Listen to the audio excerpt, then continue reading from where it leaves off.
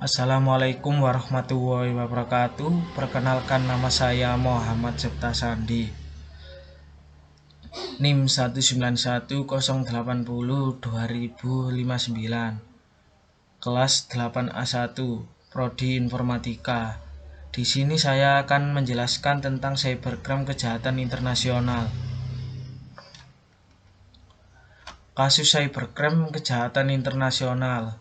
Contoh kasus cybercrime tipe squatting adalah kasus klik bca.com, situs asli internet banking BCA. Seorang yang bernama Steven Haryanto, seorang hacker dan jurnalis SPP ada majalah web, membeli domain-domain yang mirip dengan situs internet banking BCA.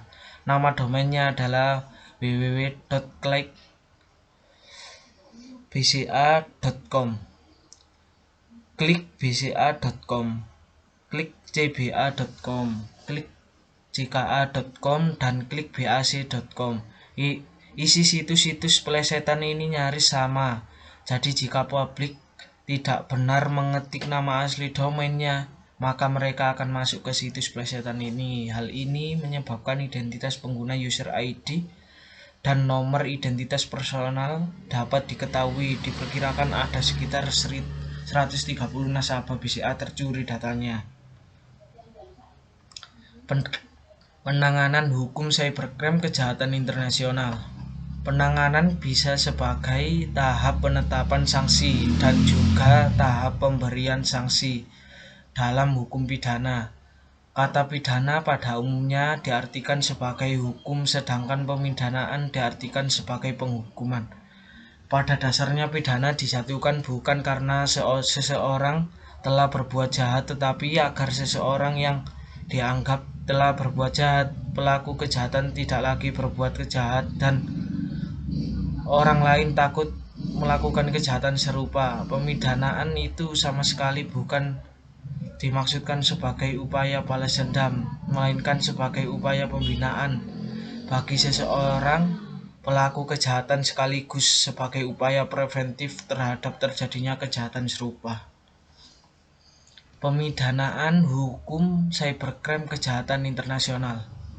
Perjanjian internasional, United Nations Convention Against Transnational Organized Crime, pasal 3 dari Protocol to Prevent, Suppress and Punish Trafficking in Person memberi keterangan mengenai definisi perdagangan manusia.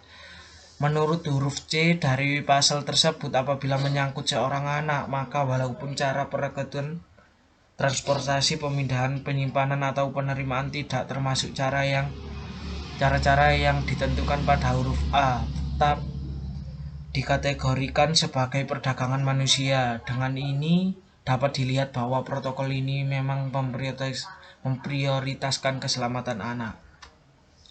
Pidana penjara.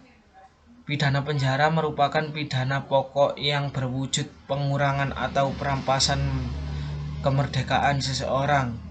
Namun demikian, tujuan pidana penjara itu tidak hanya pemberian pembalasan terhadap perbuatan yang dilakukan dengan memberikan penderitaan kepada terpidana karena telah dirampas atau dihilangkan kemerdekaan bergeraknya. Di samping itu juga mempunyai tujuan lain, yaitu untuk membina dan membimbing terpidana agar dapat kembali menjadi anggota masyarakat yang baik dan berguna bagi masyarakat, bangsa, dan negara.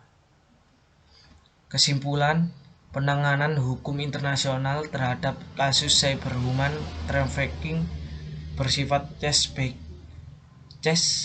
by case. Apakah cyberhuman trafficking yang terjadi di kasus tersebut dikategorikan sebagai tindak pidana internasional apabila memenuhi syarat sebagai kejahatan terhadap kemanusiaan sesuai dengan pasal 7 Statuta Roma, atau tindak pidana transnasional apabila memenuhi lingkup aplikasi yang terdapat dalam pasal 3 United Nations Convention Against Transnational Organized Crime.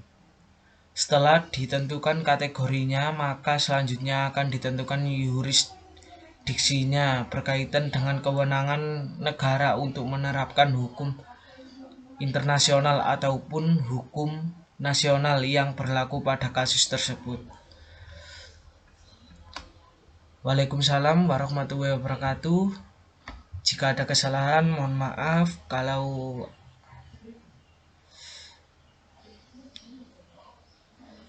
Terima kasih, sampai sini saja.